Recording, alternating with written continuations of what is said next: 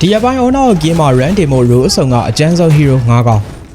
မင်္ဂလာပါပရိသတ်ကြီးရေဒီနေ့ဗီဒီယိုလေးကတော့ Honor ဂိမ်း player တွေအတွက်ဖြစ်ပါတယ် HOK player တွေအတွက်ဒီရပိုင်း run တင်ဖို့အကျန်းဆုံး hero 9 ကောင်ကိုရွေးပေးထားပါတယ်ပထမဆုံး assassin တွေက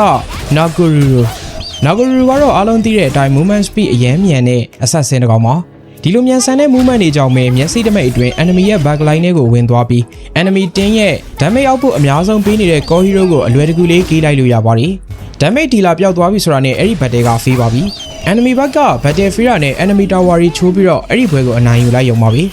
ဒါအပြင် Nagoruru က movement တအားကောင်းတာကြောင့် jungle ရဲ့ပတ်သွားတာအပြင် lane 3ခုလုံးကို rotation ကောင်းကောင်းလုပ်ပြီး teammate တွေနဲ့အတူတူ enemy ကို share gun လို့ကောင်းတာကြောင့်လေအခုချိန် run တင်ဖို့အရွေးချယ်တင်ဆို hero တစ်ကောင်ဖြစ်နေတာပါနောက်တစ်ကောင်ကတော့ mid lane က Angela ဆိုလို့ gold ခွာတဲ့ Angela ကိုပြောတာမဟုတ်ပါဘူး HOK က Angela က magic damage အများကြီးပေးနိုင်တဲ့ mid lane mage တစ်ကောင်ပါ Angela ကိုဘာလို့ရွေးလဲဆိုရင်တော့သူက magic burst damage တွေကြောင့်ဖြစ်ပါတယ် enemy ကို skill 2 စတန်းမိအောင်ပေးလိုက်နိုင်ပြီဆိုတာနဲ့ skill 1နဲ့ ultimate ကိုလိုက်ပွဲကျွေးမယ်ဆိုရင် enemy ဘက်ကဘာကောင်ကြီးပဲနေပျောက်ကိုပျောက်ပါတယ် HOK က Angela က team fight ဒီမှာရော solo battle ဒီမှာရော performance အရန်ထွက်ပြီးအရန် strong တဲ့ mage တစ်ကောင်ပါဒါကြောင့်လေ run တင်ရင်ကင်မှုအသင့်တော်ဆုံးဖြစ်နေရပါတယ်တတိယတစ်ကောင်ကတော့ clash lane ကသွန်း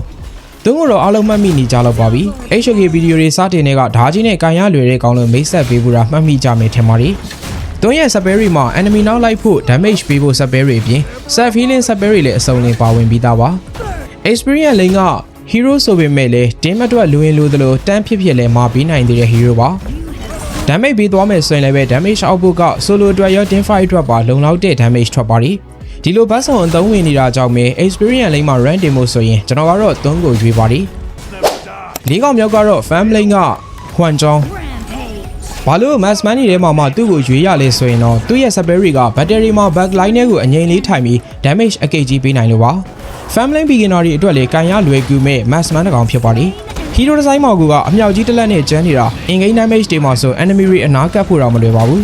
front line မှာကာပေးမဲ့ teammate အမားတစ်ကောင်ပါပြီဆိုတာနဲ့ Huan Zhong ကရွေးဖို့ရွေးရမဲ့ mass man တစ်ကောင်ဖြစ်ပါတယ်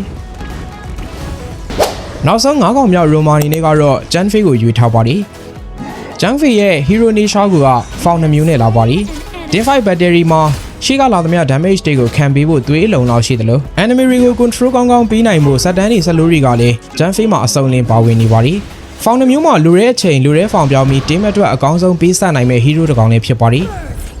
ဒီအချက်တွေကြောင့်ပဲဒီအချိန် run တင်ဖို့ Romani နဲ့ Janfei ကိုရွေးရတာပါဒီနေ့အကြံပေးဆွေးနွေးတာကတော့ဒီလောက်ပါပဲအဆုံးထိကြည့်ပေးလို့ကျေးဇူးအများကြီးတင်ပါတယ်ခင်ဗျာ